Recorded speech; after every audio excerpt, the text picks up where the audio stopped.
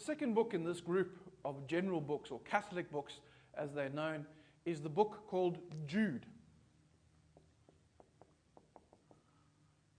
Now, Jude, of course, is a Latinized version of a name. The actual name would have been Judas.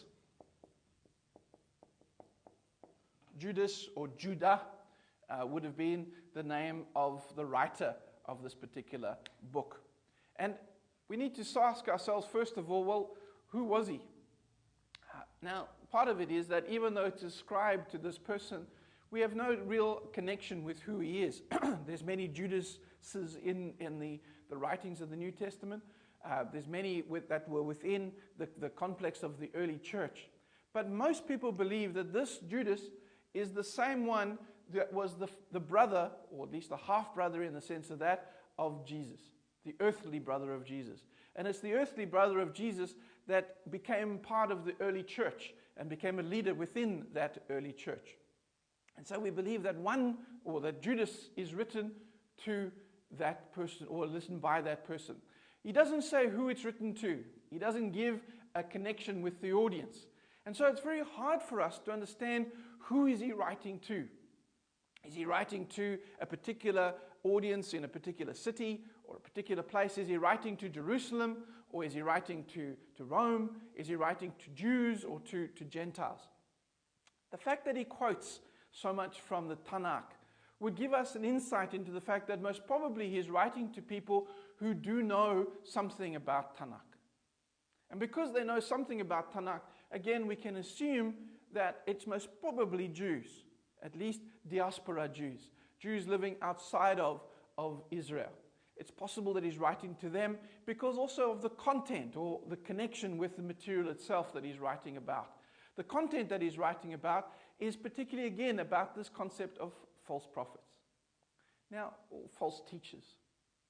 Now, we can see for ourselves that part of the reason for the writing of the New Testament is to deal with the issues surrounding what actually did Jesus mean. Now, we need to see that Jesus was around his disciples for 3.5 years.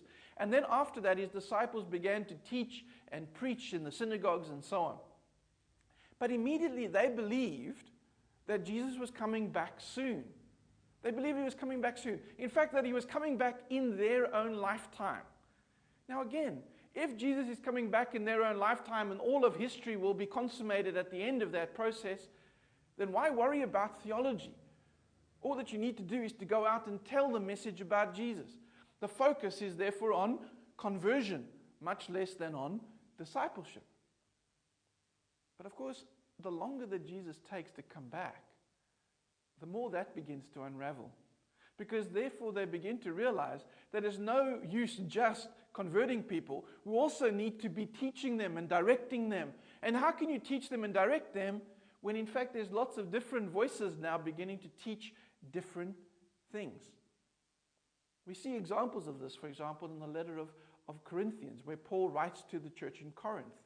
We see that one of the major issues that had happened in the church in Corinth was the issue of division. And as those divisions are becoming in, part of the reason for those divisions is because of what they were teaching, what they were saying. What was the teaching of Apollos versus the teaching of Paul or of Peter, or even for that matter, of Jesus? What we need to see is that people began to reinterpret what Jesus was saying, and it's that reinterpretation that develops theology.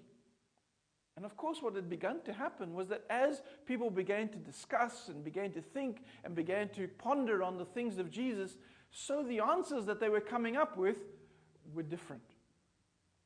You can understand, therefore, that their last writings, that the writings at the end of the New Testament would then focus on the issue of false teaching. Because what they began to realize was that there were some people who then began to teach things which were off the beaten track. They were off the track that in fact would be the main track of Christianity. This diversity becomes a hallmark of Christianity, and in fact remains a hallmark of Christianity to this day. Even though the Roman Catholic Church tried to keep it all under control after Constantine by making one church, one theology, one Bible, Christianity has never lived very well under that. The Eastern church never really connected with the Western church's perspective and interpretation of Scripture. And what we see, therefore, that Eastern Christianity has its own particular flavor. Of course, after the Reformation, there's an explosion of theological understanding. And each time a theological understanding changes, so we find a new denomination. Now, of course, for many of us today, we still find this diversity hard to deal with. And to some degree, so did some of these writers, people like Jude and Peter and Hebrews, who actually had problems with this diversity. But what they wanted to do was to then distill down into saying, what is it that Jesus was trying to say? What is the good news, as opposed to some of these other teachings that are there as well? And I think in some ways, that's what these letters are written for, is to give us a distillation of what it is that Jesus was particularly saying, and how we then need to watch out for the false prophets, the false teachers that would lead us astray on some of those fundamental things, those things that should be unalterable. When we read these letters, when we read Peter, when we read Jude, we need to be aware of that.